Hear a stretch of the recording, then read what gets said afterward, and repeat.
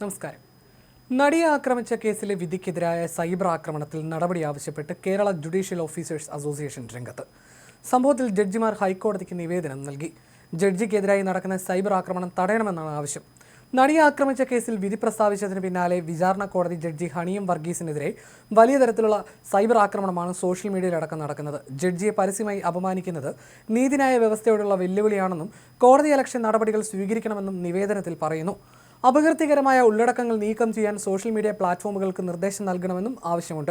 8ാം പ്രതിയായ ദിലീപിനെ വെറുതെ വിട്ടുകൊണ്ടുള്ള ജഡ്ജിയുടെ വിധി പ്രസ്താവനയ്ക്കും ഒപ്പം പൾസർ സുനി അടങ്ങുന്ന 6 പ്രതികൾക്ക് നൽകിയ ശിക്ഷ കുറഞ്ഞുപോയി എന്ന തരത്തിലും സോഷ്യൽ മീഡിയയിൽ പലതരത്തിലുള്ള ചർച്ചകളും ജഡ്ജിക്കെതിരെ ആക്ഷേപങ്ങളും ഉയരുന്ന സാഹചര്യത്തിലാണ് ഈ നീക്കം. വ്യക്തിഹത്യയടക്കം ഹണിയം വർഗീസിനെതിരെ നടക്കുന്നുണ്ട്. ജഡ്ജിയെ ഇത്തരത്തിൽ പരസ്യമായി അപമാനിക്കുന്നത് നീതിന്യായ വ്യവസ്ഥയോടുള്ള വെല്ലുവിളിയാണെന്നാണ് കേരള ജുഡീഷ്യൽ ഓഫീസേഴ്സ് അസോസിയേഷൻ നിവേദനത്തിൽ പറയുന്നത്.